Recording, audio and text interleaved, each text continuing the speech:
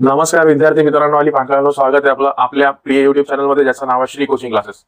आणि जसं की आपल्याला माहिती आहे, 9th स्टँडर्डची रेग्युलर बॅच आपण 1 जून पासून सुरू केलेली आहे. आणि त्या बॅचचा जो फर्स्ट लेसन आहे सायन्स 2 चा क्लासिफिकेशन ऑफ प्लांट्स, तो आता संपलेला आहे. आणि त्या लेसनच्या रिगार्डिंग काही बेसिक ऍक्टिव्हिटीज आम्ही परफॉर्म करणार आहोत आणि त्या रेकॉर्ड करणार आहोत आणि सगळ्यांना त्याचा रिझल्ट दाखवणार आहोत की नेमकं इकडे काय चालू आहे. तर त्यासाठी मी तुम्हाला सांगतो की ह्या व्हिडिओमध्ये काही विद्यार्थी आपल्याच ट्युशनचे या लेसनचा जो काही बेसिक पार्ट आहे, जो 8th स्टँडर्ड मध्ये झालेला आहे, त्यावरती त्याचा फ्लो चार्ट थोडासा एक्सप्लेन करण्याचा प्रयत्न करतील. आणि हा त्यांचा पहिला प्रयत्न आहे, त्यामुळे मी रिक्वेस्ट करतो की आपल्याला हा व्हिडिओ शेवटपर्यंत बघायचा आहे. खास करून आपल्या ट्युशनच्या पालकांसाठी हा व्हिडिओ बनवण्यात आलेला आहे आणि बाकीच्या विद्यार्थ्यांना सुद्धा अशाच प्रकारची तयारी करण्यासाठी प्रवृत्त करा आणि व्हिडिओ शेवटपर्यंत बघा.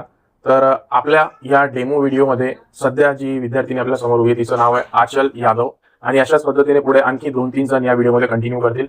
तर वेळ वाया न घालवता व्हिडिओला सुरुवात करूया आणि बघूया की क्लासिफिकेशन ऑफ प्लांट या लेसनचा जो काही लास्ट इयरचा जो कवर्ड पॉइंट आहे, त्याबद्दल थोडीशी बेसिक माहिती. सुरू करा. Living organisms. Living organisms are divided in two parts. First, prokaryotics and second, eukaryotics. Prokaryotics do not have well-developed nucleus, and eukaryotics have a nucleus, true nucleus. Nucleus is a controlling center of the circle and controls all the metabolic activities of the cell. In prokaryotic kingdom, Monera. All the bacteria are come in this kingdom, Monera, and all the organisms from kingdom Monera are unicellular. And eukaryotic, unicellular and multicellular. Unicellular means organisms made up with only one cell are called unicellular, and multicellular organisms are made up of with many cells are called multicellular. First, unicellular. Protista. Protista is a protista. Some type of protista are some organisms from protista are made their own food, and some depends on other. Protista is unicellular but eukaryotic. Example, amoeba and paramecium. Then multicellular.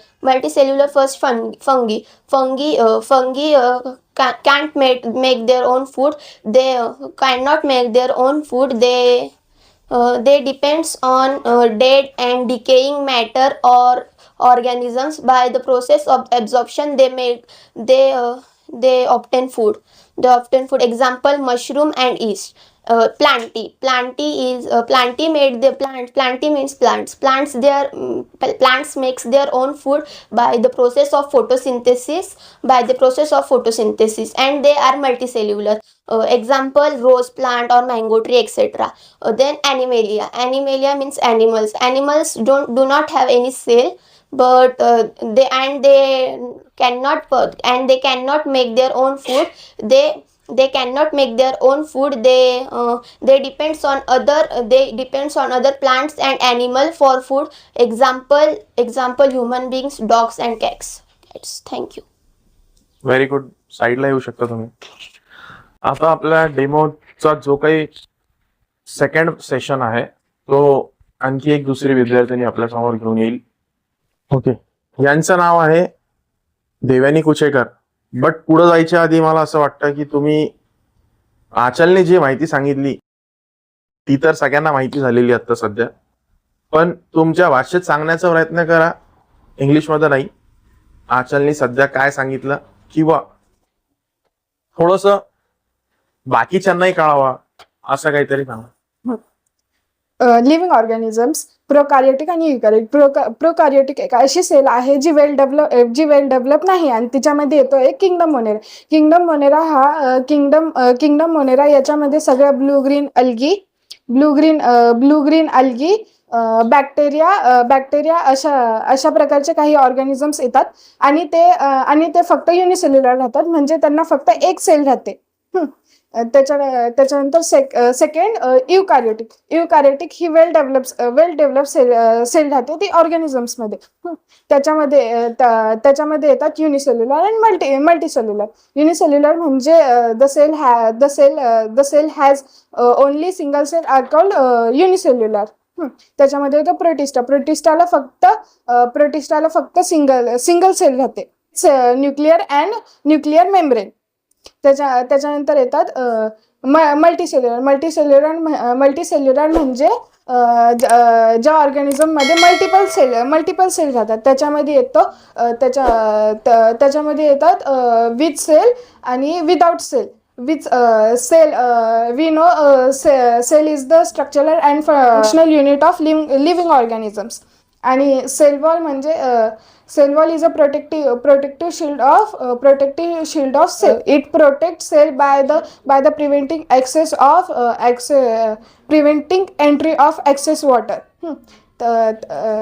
With सेलमध्ये येतात autotrophic आणि हेटरोट्रॉफिक्स.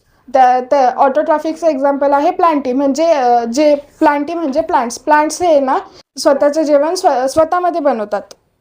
आणि हेटरोट्रॉफिक्समध्ये येतात फंजय जे ना दुसऱ्या dead ऑर्गॅनिझम्सवरती dependent राहतात. आणि विदाउट सेल येतात ॲनिमल्स हे पण दुसऱ्यांवर डिपेंडेंट राहतात. बस. बघा, बसू शकतो ते काढ. ओके, बसा. तर आजचा आपला पहिला प्रयत्न होता. आजच्या प्रयत्नामध्ये आपण पाहिला की आचलने कम्प्लिटली एक्सप्लेनेशन जे होतं ते इंग्लिश टू इंग्लिश देण्याचा प्रयत्न केला आणि बाकीच्यांना कळावा म्हणून जी दुसरी मुलगी तिला मुद्दाम मी थोडंसं मिक्स लँग्वेजमध्ये म्हणजे मराठी आणि इंग्लिशमध्ये सांगायला लावण्याचा प्रयत्न केला. तर अपेक्षा करतो की हा जो प्रयत्न आहे ते पालक सगळे बघतील आणि त्या अनुषंगाने बाकीचे विद्यार्थी काय करतायत थोडंसं इव्हॅल्युएट करतील.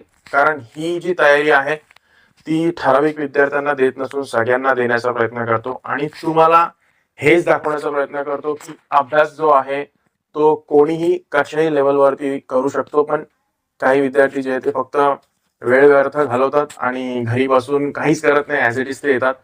तर मी एवढंच सांगेल की जर अनुकरण करण्याचा प्रयत्न केला म्हणजे चांगल्या गोष्टी जर आत्मसात करण्याचा प्रयत्न केला आणि त्यानुसार जर वागण्याचा प्रयत्न केला, दिवसभरातून जर 1-1.5 तास देण्याचा प्रयत्न केला तर नक्कीच प्रत्येक विद्यार्थी याच लेवलला जाऊ शकतो याची मी खात्री करून देतो तुम्हाला. आणि हा व्हिडिओ जो काही आहे तो आता इथे संपवतो. पण पुढे जर का आमचे असेच काही छोटे प्रयत्न जर तुम्हाला म्हणजे दाखवून देण्यासाठी जर होत असतील तर कृपया करून पॅरेंट याच्यावरती लक्ष द्या आणि तुमच्या मुलांना सुद्धा ते करून घेण्याचा प्रयत्न करा. कारण इथे एकदा ओरली सांगितल्यानंतर जर ते होत नसेल तर खूपच वाईट गोष्ट आहे. कारण घरी जे काम त्यांना करायचं आहे ते स्वतःच करावं लागेल. ते काम तुम्हीही करू शकत नाही आणि मीही करू शकत नाही. कारण एक्सप्लेनेशन बेस्ट लेवलचं इथे झालेलं आहे. आम्ही आता पुढे जाऊन लर्निंगचाही प्रयत्न करणार आहोत. म्हणजे ह्या लेसनच्या लर्निंगचा एक डेमो व्हिडिओ तुमच्यासाठी मी नक्कीच घेऊन येईल. तोपर्यंत धन्यवाद.